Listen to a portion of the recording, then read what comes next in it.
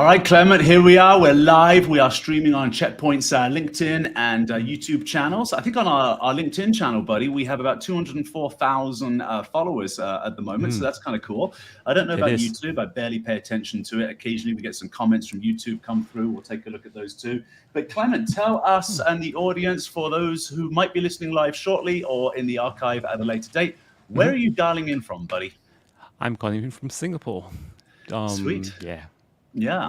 If you don't know where Singapore is, it's somewhere at the end of Malaysia, somewhere in Southeast Asia, somewhere in the part of Asia. You know, you get the idea. Well, and that's right. It's a significant office for us. You're at the office right now, right? It's your 9 a.m. or 10 a.m. over there. It's 9 o'clock for me in New York. Spot on. 9 a.m. in Singapore. Spot on. Okay. And so Singapore, we've got an office there. How many people in our office in Singapore? Nearly 100, actually. We have Oh, yeah? been growing significantly over the last 2 years, 3 years, and we have almost doubled the size. And it's mostly sales engineers and sales reps. Do we have any other operations type folks there? Oh, definitely. We do have technical services, professional services. Yeah, there are quite a few. We are almost a full complement. Yeah, and they all sit in the same office where you are right now? Absolutely. We have got finance, legal, the whole works here. Beautiful. Let's just say hello to Ludwig, dialing in from Ludwig. I wonder where you're from, my friend, with a name like that. You've got to tell us where you're from. You're just teasing us here. So Yes, Ludwig, hola. It's obviously a Spanish-speaking country. Please tell us where you're coming in from. We're also getting a hi from Manoranjan. I think I nailed that. I don't know. You did. I think so. So Manoranjam, hi, thank you very much for dialing in. We are speaking today with Clement Lee. Clement Lee is part of the Office of the Chief of Technology at Checkpoint. He is an evangelist for Checkpoint and also a representative. You've been around for quite a few years, like me, right, Clement? How many years have you been with the company? I have done a boomerang, left and came back in a year, so total 11, current 7. So that's my answer too, buddy. So we are brothers. I'm a boomerang as well. I came back. Isn't that funny? I did a startup in Silicon Valley, which was an absolute blooming horror show. It does happen. And my vice president at the time, when I left Checkpoint, said to me, Eddie, you'll be back. And I'm like, all right, Bobby, whatever, right? You know, and so I went a year later, I picked up the phone. I'm like, how do I get back? So I boomeranged back in. How long did you go away for on your little... Just over a year. Just over a year. And it's just, the story is the same. You'll be back. Yeah. Let me know when you have that position. And he goes, ready? Okay. That was it. You know, it says something for the company. And hello, Katia. It says something to of the company that there are a lot of boomerangs, right? Look, it's human nature to think the grass is greener elsewhere. You know, some companies it is greener. And so for those people, you know, be ambitious, get out there, go find other opportunities if the grass is greener. You know what? Checkpoint's been in this game a long time. And Gil Schwerd, our founder and CEO, knows how to run a cybersecurity company. So the fact that Clement and I both came back to the organization, I think says absolutely everything. And you know what, Eddie? When they say the grass is greener on the other side, sure, something has to fertilize it. Go figure. Good man. That's great. You know what, ladies and gentlemen, I'm always so impressed when I'm talking to somebody whose English is a second language. And now you just blew me out of the water because you just gave a great joke, which is really hard in another language. So thank you, mate. That's cybersecurity. Yep, that fun. And so Katia says hi, but also Dennis Satra, you must know because you, my Dennis is one of ours. Oh, okay. All right, beautiful. He's actually in the US. Oh, is that right? Okay, so Dennis, long time no see. Well, you'll have to come to the US or he'll have to go over there after this blooming cockroach of a COVID has finally died. Oh, I could. Absolutely. Yeah, absolutely. Singapore welcomes all. Well, travel has actually started up a little bit. I mean, look, you know, we're not officially traveling. We're obviously, as a company policy, we're being very, very cautious. We're a security company after all. So, you know, you would expect that from us. But I've been doing a couple of trips within the US, just, you know, absolutely essential trips, you know, big venues, these kinds of things. Today I did a local one. We had about 50 people in person, about 150 dial in. That's New Jersey for you. There you go. But it's coming. How's the situation over there, my friend? Oh, we just sort of like mask off like this Tuesday coming. So we are now a little bit off the restrictions and stuff. Everybody's a little bit lighthearted. They feel better right now. Yeah. We're all getting a bit lighthearted. I like that. Yeah, and then we are getting travelers from all over the world coming into Singapore. We Oh, are is that right? Yeah. almost at the fringe of endemicity. Well, that's important for you, very important for your economy, right? Because you don't have enough people, I think, to sustain, right? Yeah, the economy within. Whereas the United States, we've got what, 340 million people, so we can just buy from each other and keep We the are at economy rolling, right? 6-ish. So tell us, man, I want to hear about your journey at Checkpoint. Actually, I want to hear about your journey into cyber. So let's go back to wherever the beginning was. What was the beginning? I imagine, like me, you're a gadget geek at the very least. You love computers, you love gadgets, you're breaking things apart and trying to put them back together. That's us in our childhood, which is why we're kind of drawn into technology. But at some point, you were drawn to security technology. When was that? Well, it has to do with this advertisement. I'm not sure whether you get this particular advertisement from in the US. This tire is called Pirelli. Sure, of course, everybody knows Pirelli. Okay, yeah, Right? sure. And there, in this advertisement, it goes, "Power is nothing without control." It's stuck. It's stuck in my head for a very, very long time now. So what's the first thing that interests me when it comes to the pre-cybersecurity era for myself? That will start with networking, interconnecting people. I came from the days of dial-up, DSL, and the list goes on. Now we're on fiber, and so interconnectivity looks like it's the thing to go. I mean, it make your life much simpler. The whole world has become a village. Great, let's get connected.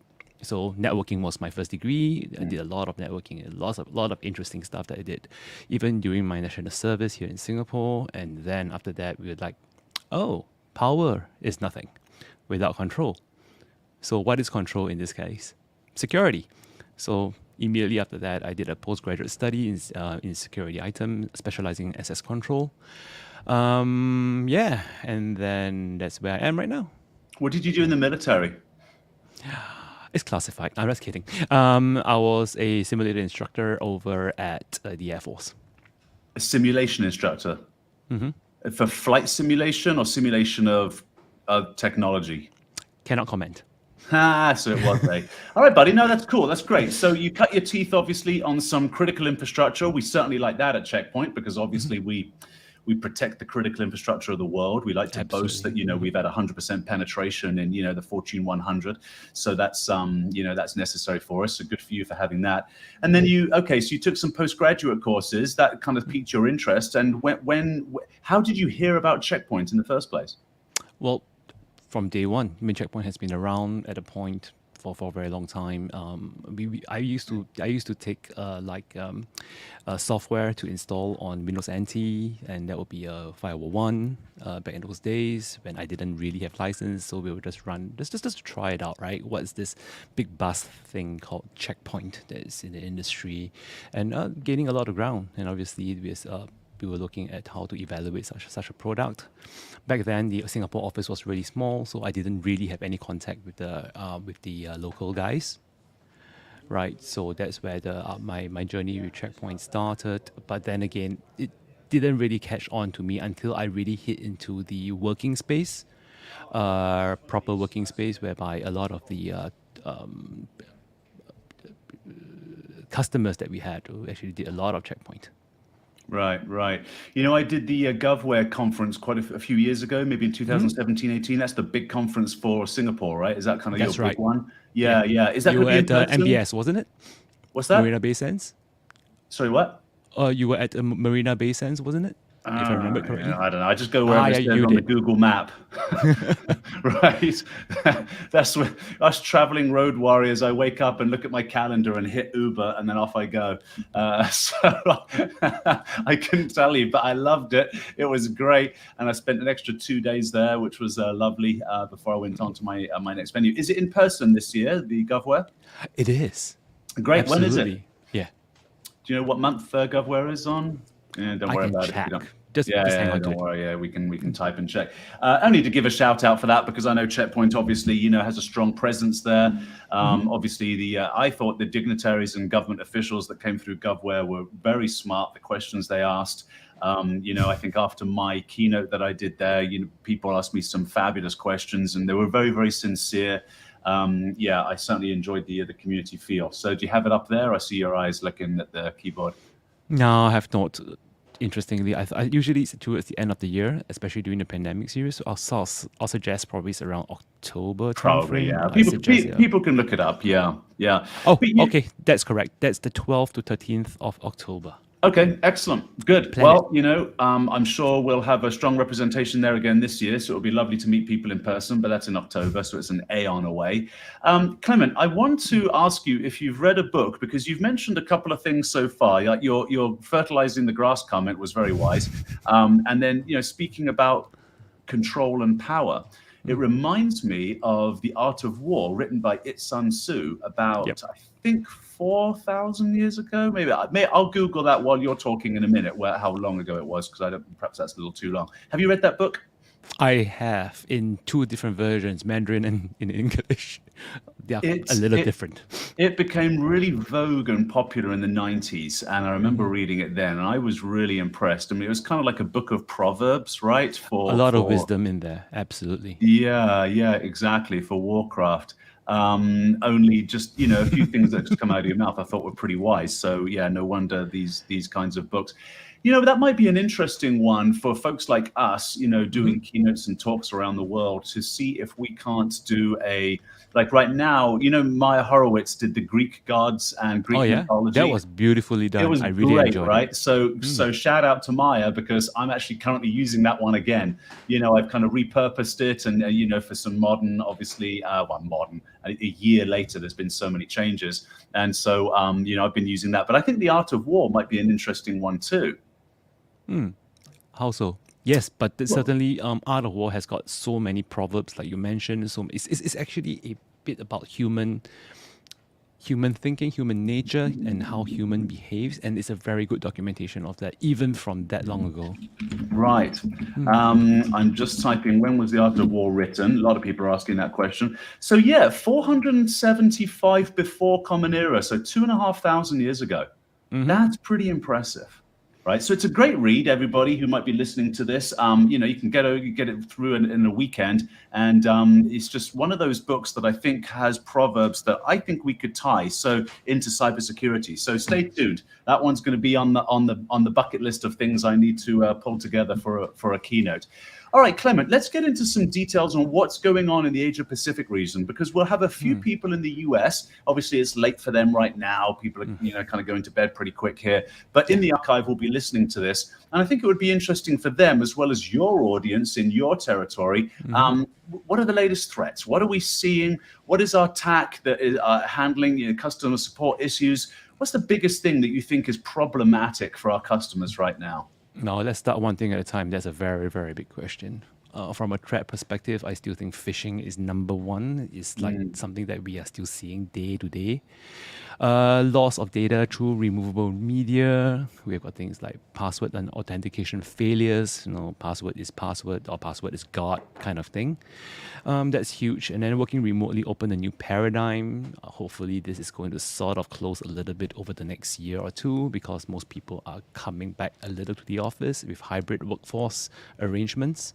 Right. That's my cleaning lady behind. Oh, good, my friend. You're working in an office. We're not apologizing for a hardworking man, that's for sure. What I've got is just a green screen. I'm in my basement at home. Go on. Finish up what you were going to say there. Yeah, so another thing that we see quite frequently in this region is a lot of public Wi-Fi phishing. Oh yeah, talk to us about that. Yeah, that's quite a bit. Usually internet cafes and stuff. Well, data plans are still relatively expensive in some countries within the region, so free Wi-Fi is always a good thing, but the good thing always has a price. So do you mean that at a coffee shop, when people go in to log on to the internet, they're actually logging onto a threat actor's Wi-Fi signal? Yep, a fully man in the middle kind of thing. Right. In fact, some of them don't even bother to be 2 men in the middle. They just go Starbucks, kind of thing, and then off you go. It's all good. So break that down into real simple terms for our audience. What's actually happening? So what's the threat actor doing? Is the threat actor walking into the coffee shop and installing a device, or are they right next door? Or are they out in their car? How are they getting this Wi-Fi signal into that coffee shop? Well, typically they have to be in the coffee shop because if they're outside, then that would not be your first choice, right? They want to pop up right smack right on top of your Wi-Fi Yeah. list. Oh, I'm in Starbucks. Starbucks, Pam, go. Yeah, most of them just run it off a laptop with some small little device that is stuck onto it that looks like a thumb drive. That's usually the case. End of the day, people just want convenience. They don't think twice. Usually, if you go to a Starbucks, you might require authentication after you purchase something, but they don't care. Starbucks, click, go. That's all they Right. care about. So the threat actor, who probably does not look like he's in a baseball cap with a mask over his face and he's hiding in a corner, is probably somebody that looks very pleasant, is sitting there with a coffee, laptop open. They've got probably some kind of something connected into the side of their laptop that looks like a USB stick, but it's actually a Wi-Fi It signal. could jolly well be a phone. It could be on their phone. Is that what you said? Yeah, it could be a phone right on the tabletop. No kidding. Sitting Okay. right behind you.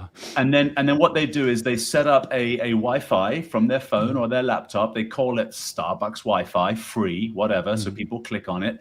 Now, when someone clicks on it, what does that give the threat actor? How does that give them actual access to the victim's laptop?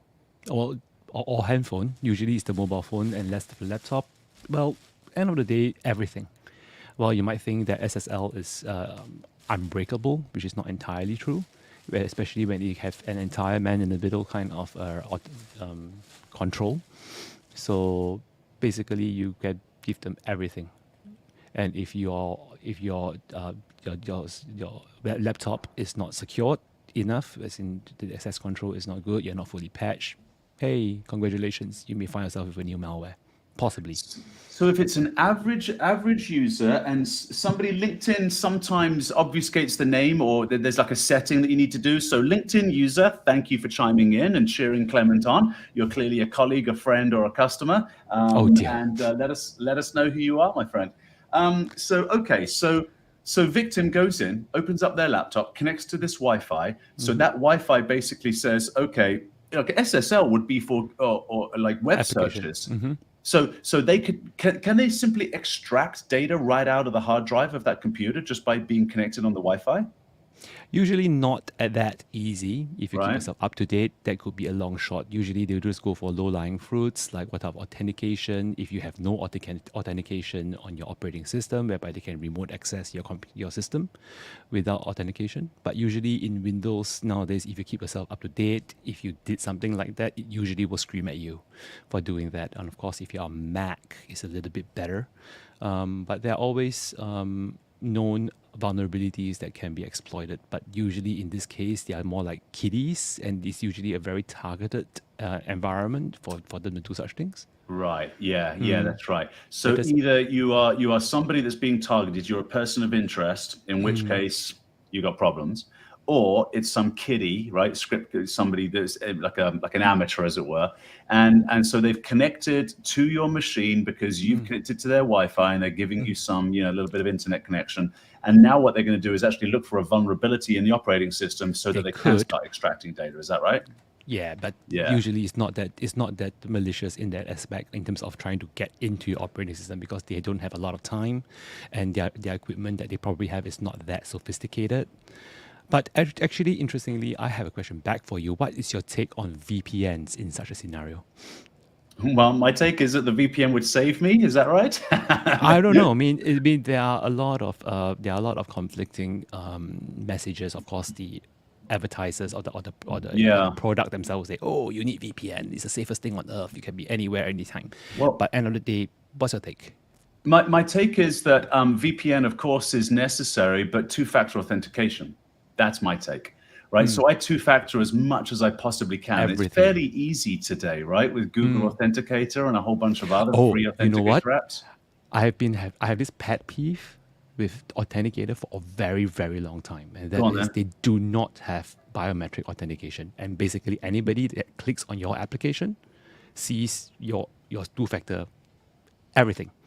But right? you mean everybody that clicks on my application? But when I've got my two-factor, it's this thing, right? Oh well, assuming that you left your phone on the table unlocked. Okay, right. Assuming you left your phone on the table unlocked, then yeah, sure.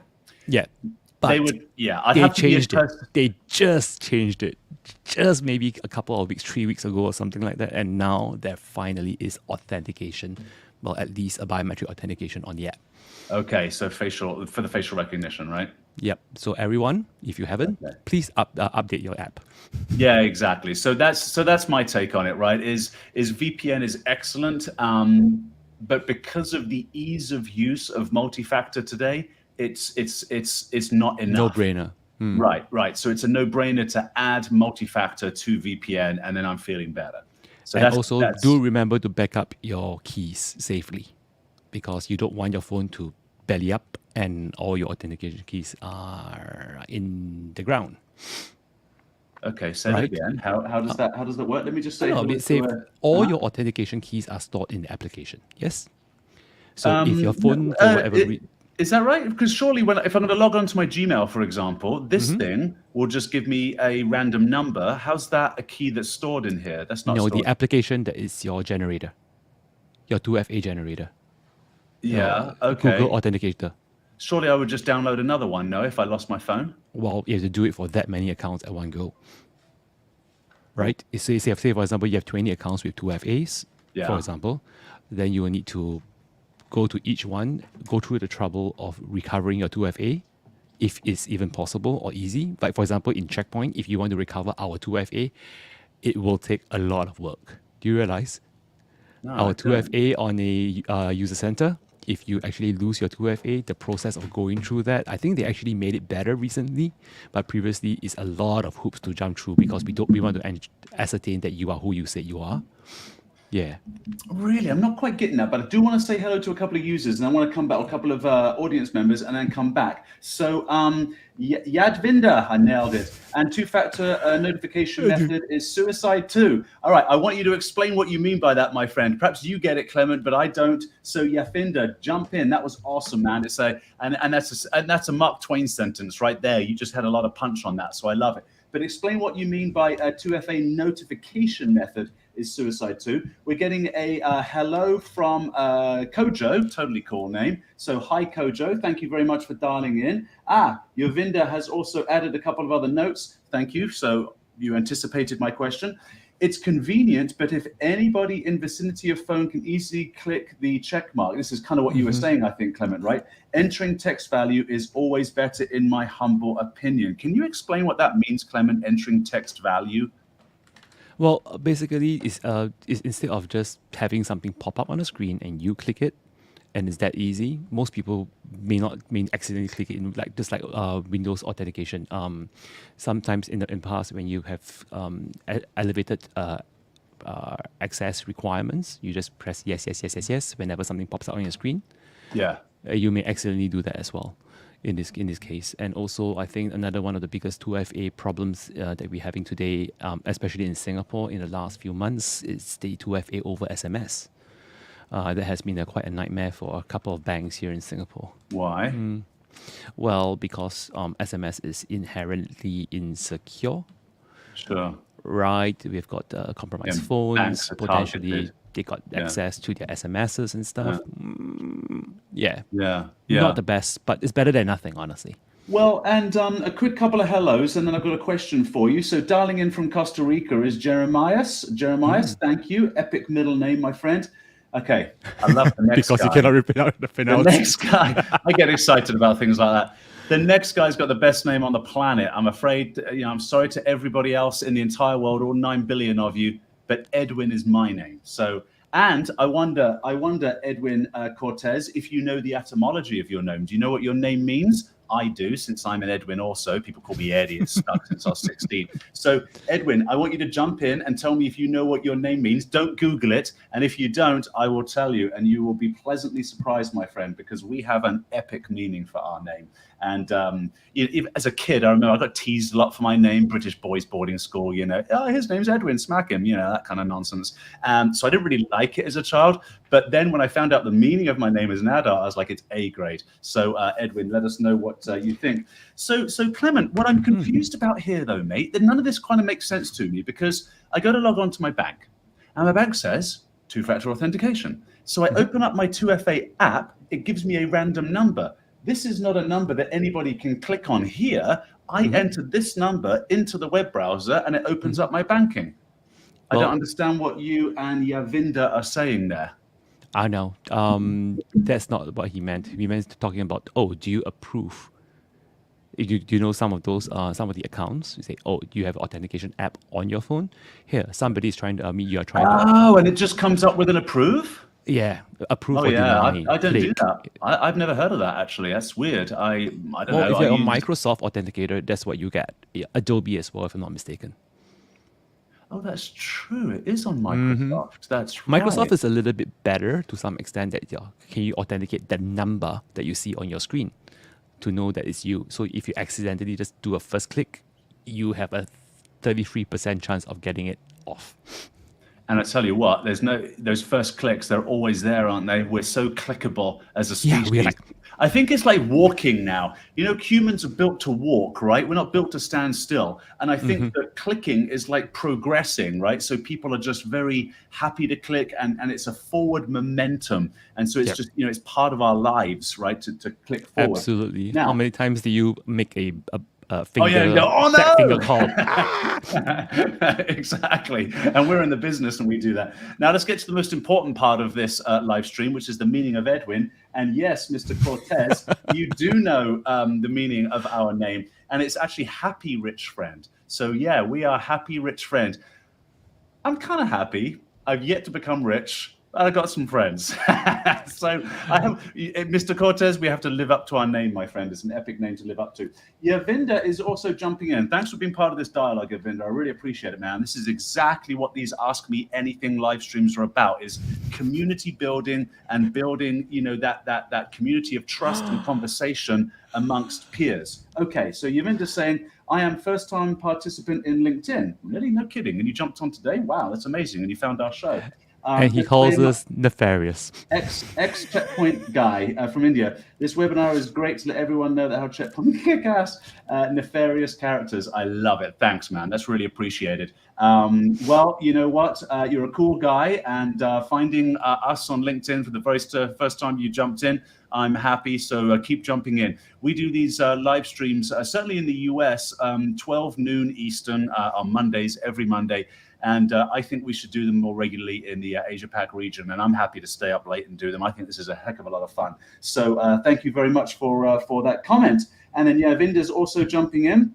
Thank you, my friend, saying even Google Authenticator as well. You mean it has the click approve? I use Authenticator and it just gives me the number. Not that I'm aware of. Authenticator comes up, you look at the number, you copy and paste, or you can just enter the number as it is. But yeah, that's true. Can you copy and paste? I suppose if you're using the same phone to authenticate from, sure. I'm usually or if you're on the Apple ecosystem, you copy it on the phone and you can paste it directly on the laptop. Convenience and security often don't go hand in hand. I know. Awesome. That's right.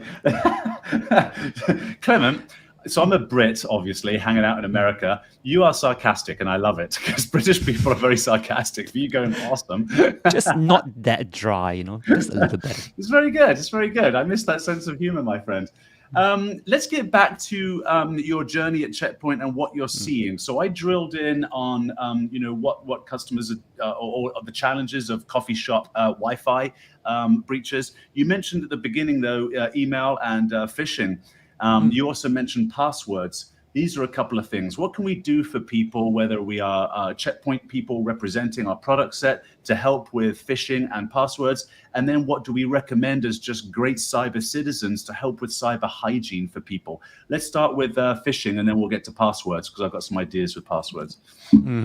Password is always, it's a day-to-day thing, isn't it? But when it comes to phishing, just don't click on things. Like you say, we like to click things, right? On the phones. Anything that you can click, don't. Highlight the link, copy it onto your browser, take a look, and before you press enter, right? And obviously, if you have got a good cybersecurity solution, I think the Avanan solution suite from Checkpoint, I think I have. Let's talk about that. Really blown by that. Me too. Me too. Really, what are you blown away by?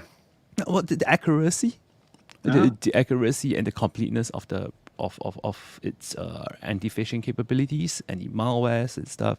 Well, what's it doing? Tell the audience what we made this acquisition last year or earlier this year. I can't remember. And we have been working with them for many years already. Yeah. So explain what these guys do. As far as you said, their technology is great. What is the technology? What are they doing for people? Well, they are using AI-driven. Okay, in short, obviously they do a lot more, but in short, they do AI-driven anti-spam capabilities, anti-malware within the email realm.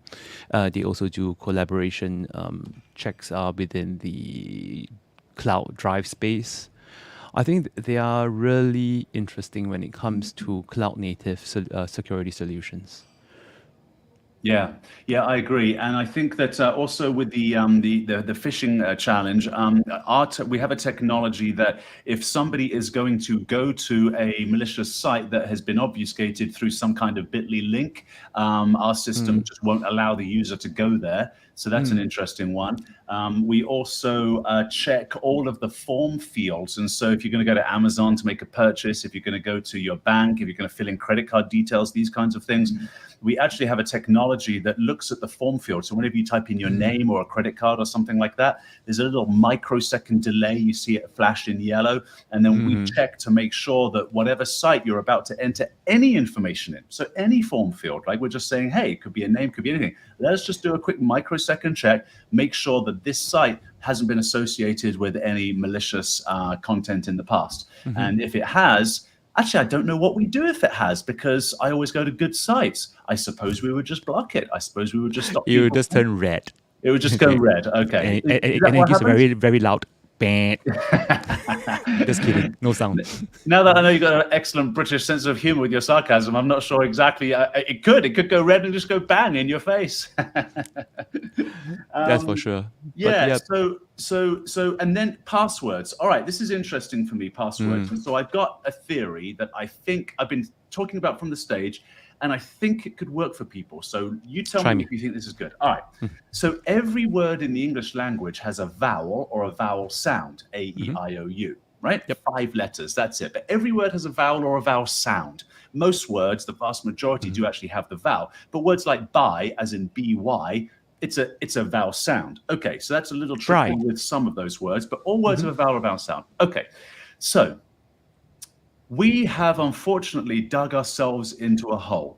If security isn't clear and simple, it isn't followed, right? If it becomes super complicated, line command showed that they became super complicated very quickly, right?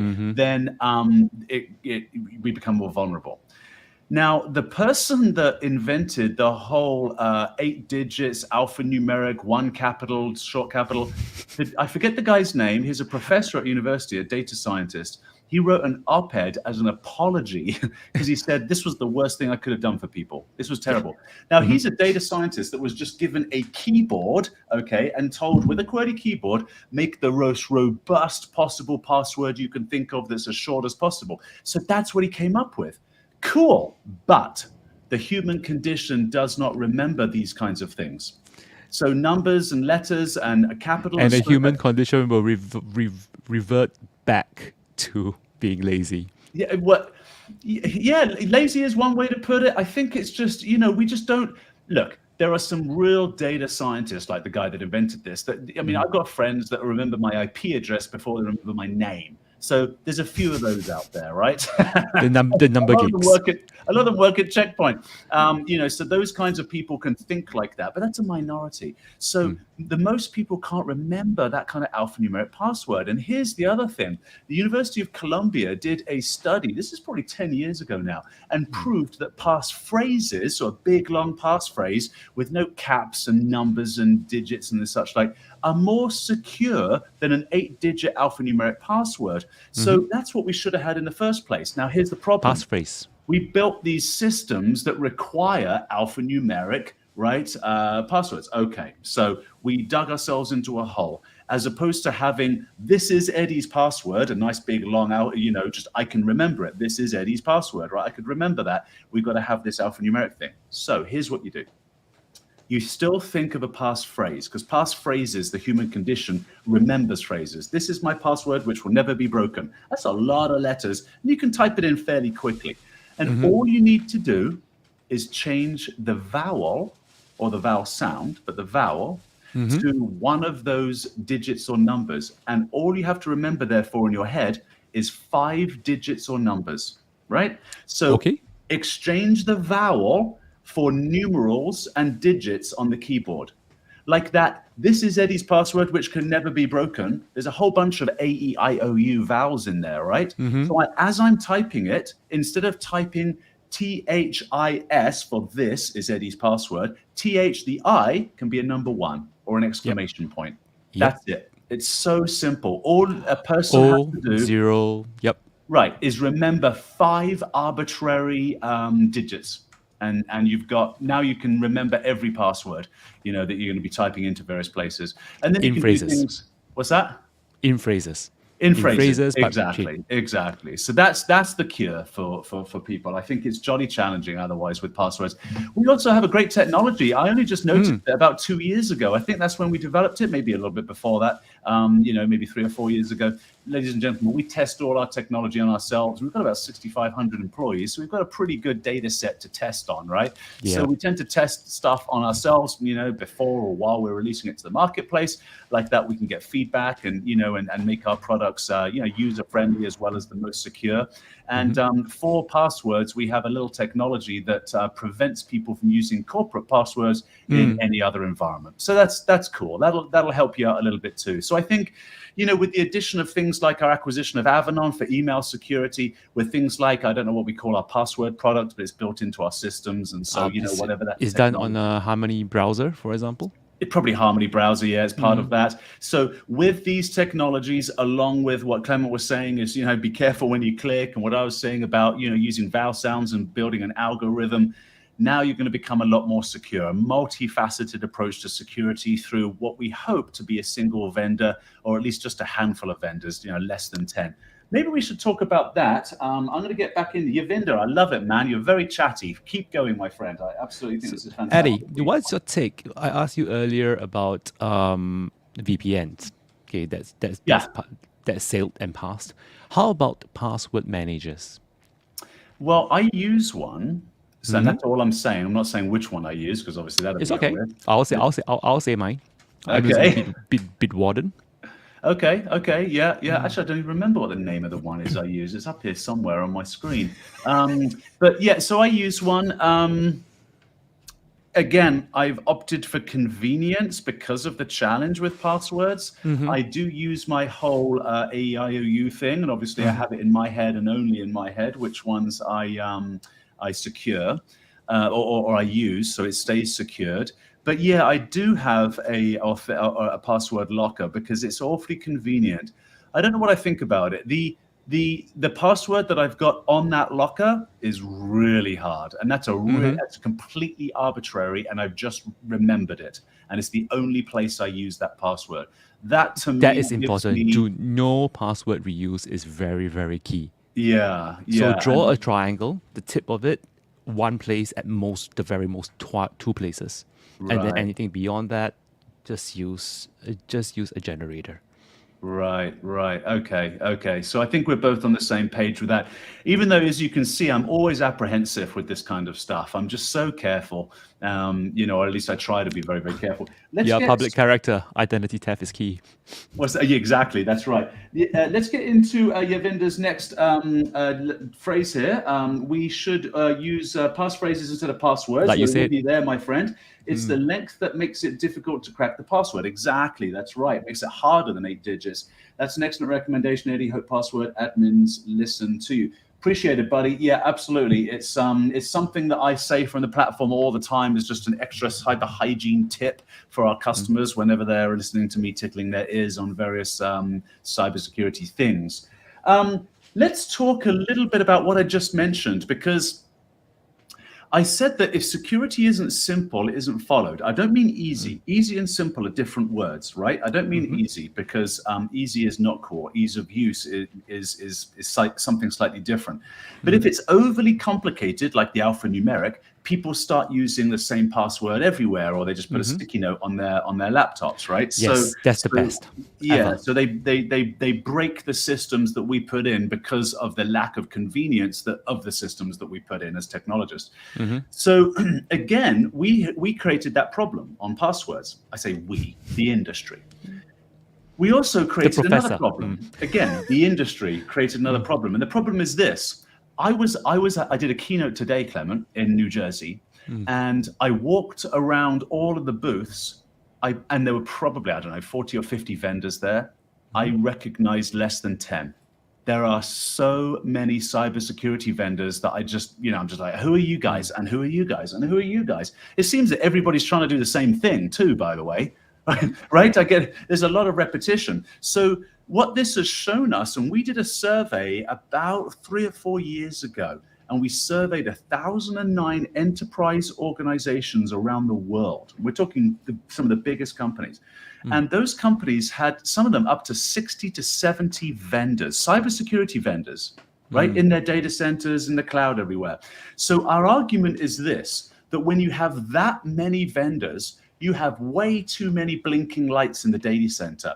Even your SIM can't make any sense out of these things, right? So then what do? You start ignoring the blinking lights. Well, that's a problem. So we've been making a recommendation for a number of years. Gil Schwed, our CEO and the founder of Checkpoint, says you can probably get your vendors down to about 6. That's pretty aggressive. I would agree. He's Gil Schwed. Let's say you could get your vendors down to less than 10. But I agree with him. I mean, I think he's right on this point, because I think we can take care of, let's say, 80, 90% of all your security needs. And then you just need a couple of other niche players out there, right, for something unique. So this speaks to me of the prevention versus detection kind of philosophy. You know, if you're in you have to be in detection mode if you've got that many blinking lights at you, because you must be so afraid of false Something's positives. Gonna break. All of those blinking lights. Here's my argument to people who go with detection. Look, pick your poison. You don't get to not drink poison. This is the human condition, right? This is it, Sun Tzu in The Art of War. We all get to drink poison. So which poison do you want to pick? Do you want to block known threats? All right, easy enough, right? A lot of vendors can do that. And then let in any unknown and then mitigate the disaster once it's in? Or do you want to block all unknown and mitigate any disaster from a false positive? Pick your poison. Now, I say pick the poison pill of prevention. Mitigate a disaster from a false positive, because you have a better probability, and I want you to tell me if you agree with this, Clement, you have a better probability of mitigating a false positive and never experiencing the same false positive twice than you do of mitigating a disaster from a breach. That's I think the message that I'm trying to get across to people. What do you think? There's a lot to think about. Let's put it this way. I don't think that between prevention and detection is an option. It's like COVID. Would you like to prevent or would you like to detect and then fix the problem? It might be a bit too late for some, but I'm not trying to play any sort of games in this aspect. But I don't believe that this is an option between detection and prevention at all. Yeah, prevention is always first, but you must also remember that everybody likes their new shiny toys. They like many vendors, and they like the flashiest. Oh, we use this particular technology. Then when you dig further during a workshop and you ask them, how do you use this technology? And they'll come back telling you things. Oh, we just do it like this. Oh, so your SIEM is a glorified log server. Then they go, yeah, pretty much. Right? So here is what I advocate to customers, and it's not necessarily a checkpoint spill. Get your fundamentals right. Get all your necessary precautions done in some way that it is simple to manage, right? Get what we call a security platform, someone who has got multiple areas that can actually help you to make good use of your time and good use of your investments. And then once you get your foundation, I'm not saying that, for example, Checkpoint is the best in everything that we do. We are not, very clearly, but we are clearly good in some stuff. So get your foundational area solid. And then when you are there and you want to plug in additional stuff, the new shiny toys, the new shiny anti-spam engine, the new shiny whatever, plug it on top. At least your foundation is clear. At least you have a single point of correlation when it comes to an event, Yeah. But between prevention and detection, I don't think that this is an argument at all.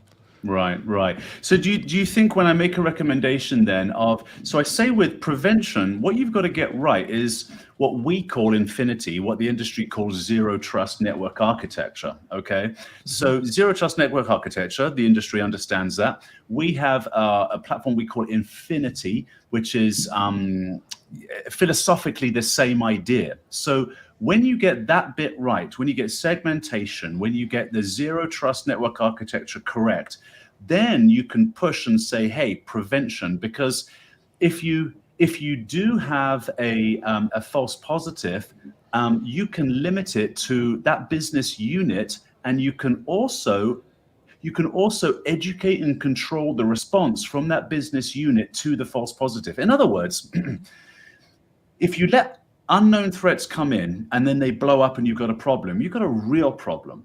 If it was a false positive problem, yes, okay, you've experienced a real problem, but surely it is better.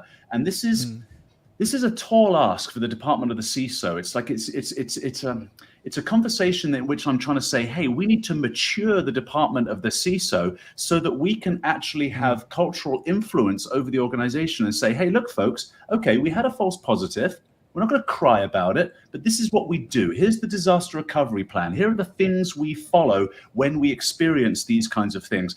And then, like our organization, you pivot very, very quickly, and it's just built into the DNA, built into your culture. We're a prevention-first technology, and when we experience false positives, the impact is minimal. It's nothing. Because we're so used to acting and pivoting and understanding that security is most important, and this is what we do if we and when we experience something. Do you think I'm on the right lines, buddy?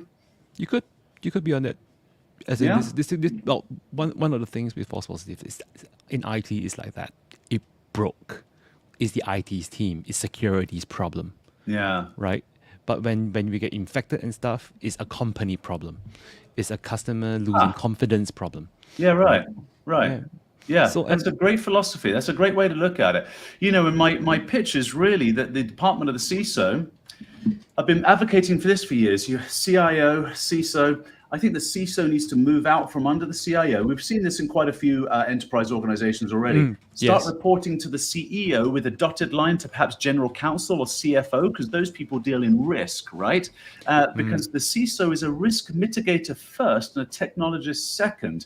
And so to your point, if we can start changing the culture of organizations so that we can pivot with false positives, then, well, we're going to be more secure. So I want to get to Eros. Oh, a lovely name. Eros, my friend. You got to tell us where you're dialing in from with a name like that. Diversification is good, but it should be restricted to a maximum of 4 to 5 vendors for really big companies. Do you agree? This is the argument we're making, my friend. Yeah, this is the argument we're making. Our leader is also making this argument as well. And we think you can get it down to about 6 vendors. I mean, really, it sounds nuts. Really, it's up to you, right? If you want 20 vendors, knock yourself out. But make sure your foundations are right. Get that 3 vendors, 5 vendors. Get the Microsoft, get whoever, Cisco. Get your key vendors in a same page, and they are your partners. They are not your vendors anymore. They are your technology partners. And when you get your foundations on everything right, your infrastructure, your internet connectivity, your business continuity portion, your security, you want to have the bright shiny toys. Go for it. But don't neglect when things fall all the way down to the basement and causes a big crack and brings your building down.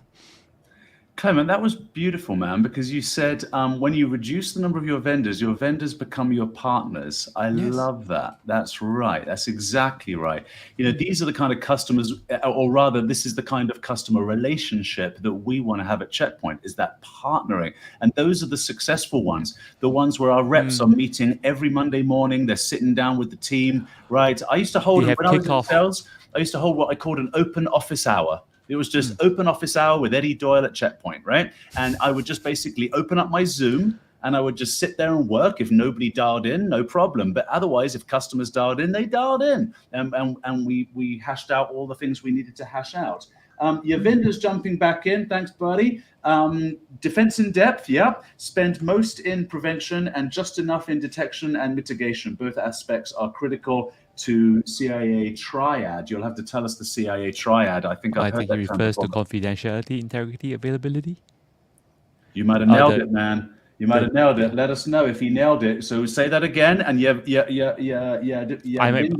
He might mean Central Intelligence of. Oh yeah, he means the CIA. Oh, I see what you mean. Yeah. I thought you were rattling off something else.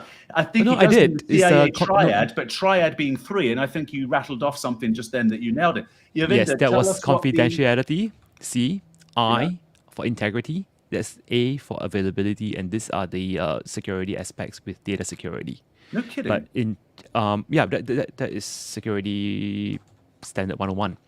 Awesome, Now, man. I always advocate that in security you have to look at other things as well. Confidentiality of data, integrity of data, availability of data are key. But in access control, I promoted 2 others. I did not promote, somebody else did, as well as I supported, which is N and A. So a CIA with an N and A behind. And N stands for non-repudiation. And A, the last A stands for authentication.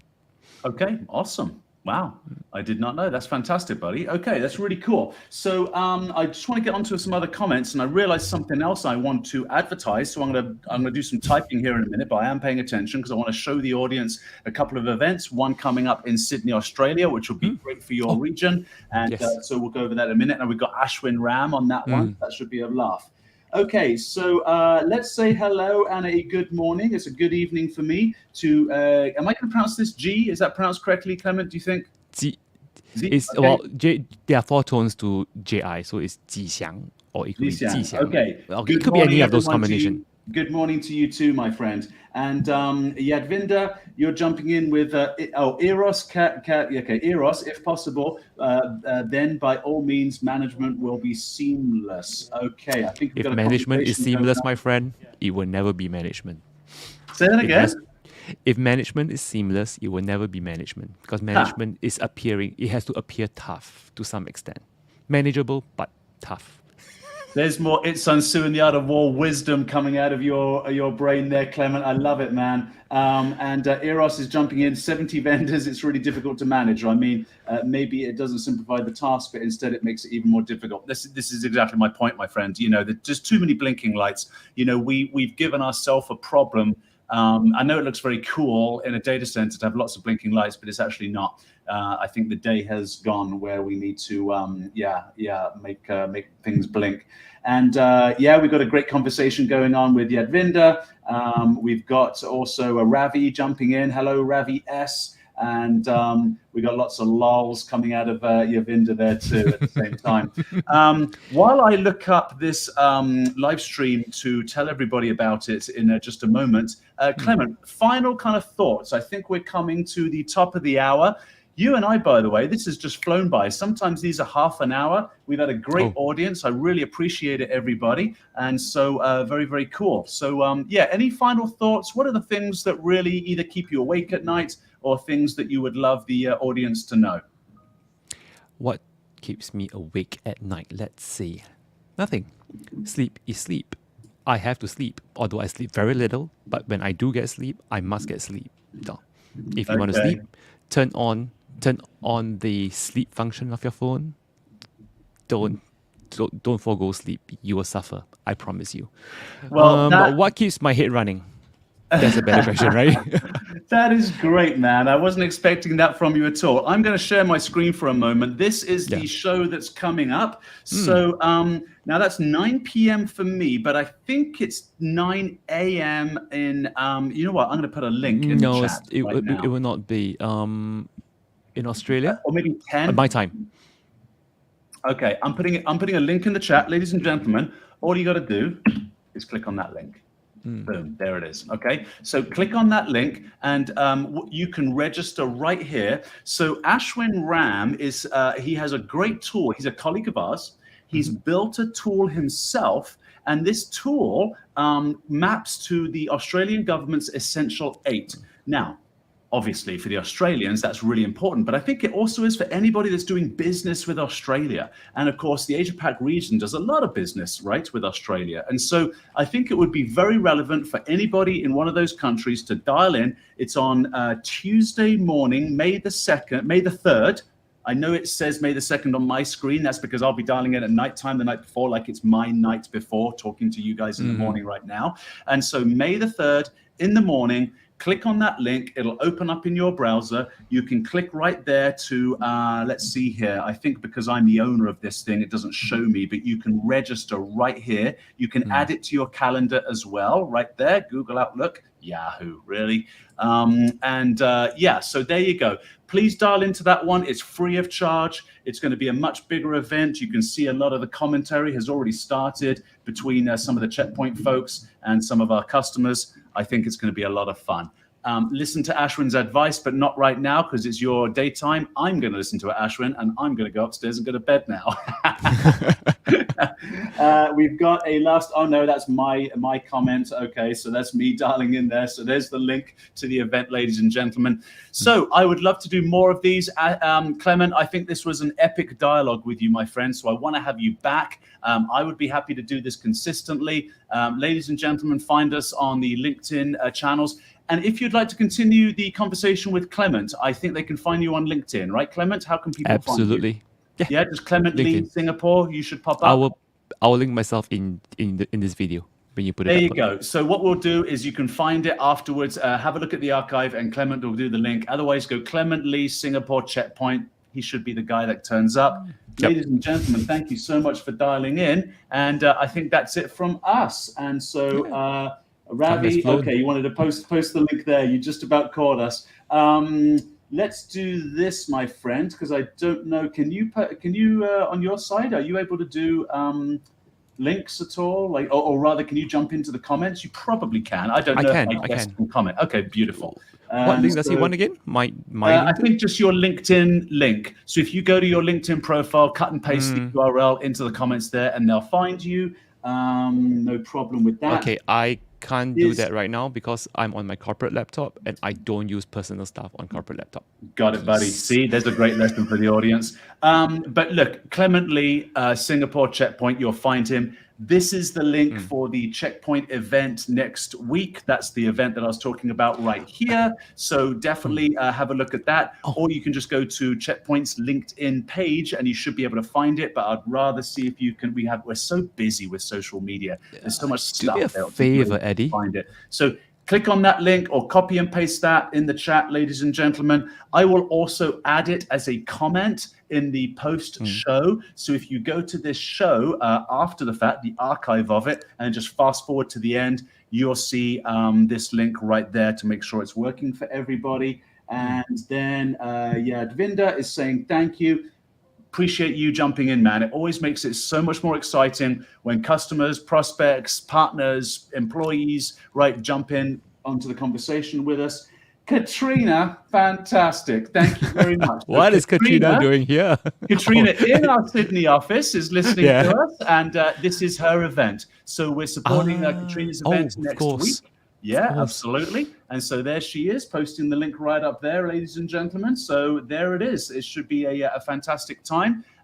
Clement, I think we should do one of those with you too. We'll chat with Ashwin next week and you another time, my friend. I think with we better say goodbye. Audience, thank you so much. Clement, stay right there so I can say a proper goodbye to you. Ladies and gentlemen, be safe online. Okay. Take care, everyone. All right. Bye-bye then. And that is it. We are going off air.